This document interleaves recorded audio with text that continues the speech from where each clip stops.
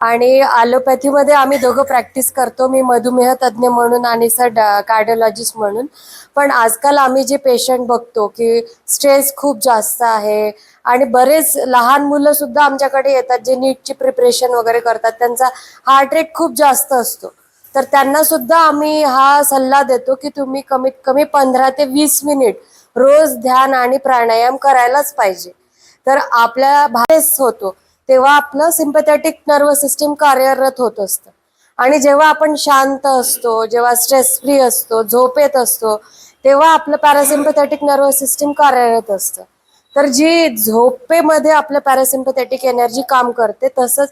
पण आजकाल जे स्ट्रेस वाढलेला आहे लोकांमध्ये, पिअर प्रेशर आपण म्हणतो, लहान मुलांवर सुद्धा जे क्लासला जातात, स्पर्धा परीक्षांची तयारी करतात, त्यांच्यावर इतकं जास्त प्रेशर आहे, स्ट्रेस आहे. बाकीचे पण जे कार्य करत असतात, जे स्ट्रेसफुल लाईफ जगत असतात, त्यांच्यामध्ये सिम्पॅथेटिक ऍक्टिव्हिटी खूप वाढलेली आहे आणि त्याच्यामुळे एन्झायटी, डिप्रेशन, खूप लोकांना तुम्ही ऐकलं असेल की रात्री झोपच येत नाही, खूप धडधड, हे स्ट्रेस आहे. आणि 100% तुम्ही जर 20 मिनिट कमीत कमी प्राणायाम आणि ध्यान कराल तर तुम्हाला नक्कीच फायदा होतो. तुमची पॅरासिम्पॅथेटिक सिस्टीम ऍक्टिव्हेट होऊन तुमचा स्ट्रेस कमी होतो आणि तुमचं हार्ट रेट कमी होतो. त्यासोबतच योगासनांचा पण नक्कीच फायदा होतो.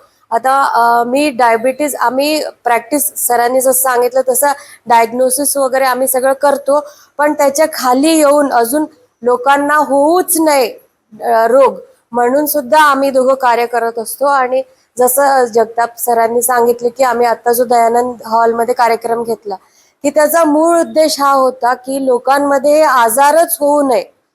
तर त्याच्यासाठी काय करायचंय, तर आपलं वजन कमी करायचंय, रोज एक्सरसाइज करायची आहे आणि आहारावर लक्ष द्यायचंय. तर आम्ही जास्तीत जास्त पेशंट जे आजकाल बघतो की जॉईंट पेन घेऊन येतात, तुमचं मान दुखी, कंबर दुखी, गुडघे दुखी, हे जे सगळे आजार आहे याचं कारण हे आहे की मसल विकनेस. तुमचे मसल वीक असतात.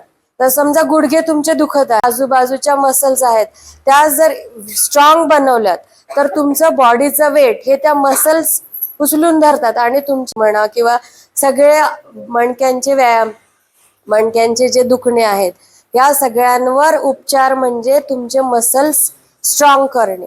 डायबिटीज आणि हार्ट डिसीज याच्यासाठी सुद्धा हे आहे की तुमचे मसल्स स्ट्रॉंग असेल, जर तुम्ही चांगला एक्सरसाइज केलं तर इन्सुलिन रेजिस्टन्स कमी होतो आणि तुम्हाला डायबिटीज होत नाही.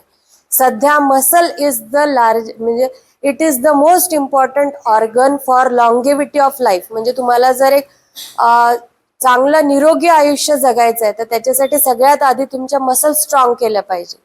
जेवढ्या तुमच्या मसल स्ट्रॉंग तेवढे तुम्ही ऍक्टिव्ह राहणार आणि तेवढं तुमचं शरीर चांगलं राहणार. आणि त्याच्यासाठी काय करायचंय, तर एक्सरसाइज आणि प्रोटीन डाएट. आता एक्सरसाइज मध्ये योगासनं जेव्हा तुम्ही करता तेव्हा तुम्ही जे होल्ड करता आसन, तेव्हा त्या मसलवर तुम्ही स्ट्रेंथन करता ती मसल. सो तुमचे योगा पोजेस होल्ड करा. आणि जे सूर्यनमस्कार जे आहे तो पण सर्व मसलचा व्यायाम आहे. जे तुम्ही हातावर वजन उचलता त्याच्यामुळे सगळे मसल्स जे आहे त्यांचं स्ट्रेंथनिंग होतं. सोबतच योगासनांसोबत कमीत कमी 2 ते 3 दिवस आठवड्याचं तुम्ही एरोबिक एक्सरसाइज करा.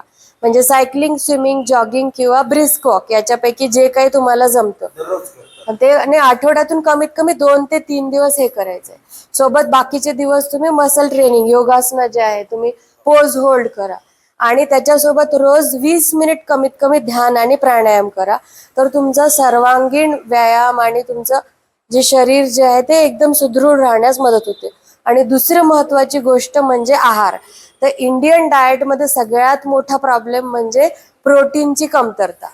तर मी सगळ्यांना सांगते की तुम्ही जे सगळ्या महिला जास्तीत जास्त इथे आहात तर तुम्ही मील प्लॅन करताना जेवणामध्ये तुम्ही हे बघायला पाहिजे की आपण मुलांना, घरातल्या सगळ्यांनाच, म्हाताऱ्यांना सुद्धा प्रोटीन आपल्या जेवणामध्ये आहे की नाही हे द्यायचंच आहे. प्रोटीन रोज.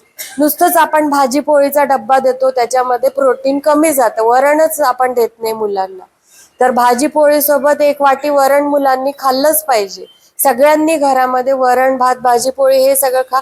सोबत 1 वाटी कोशिंबीर म्हणजे सलाद घेतलं पाहिजे.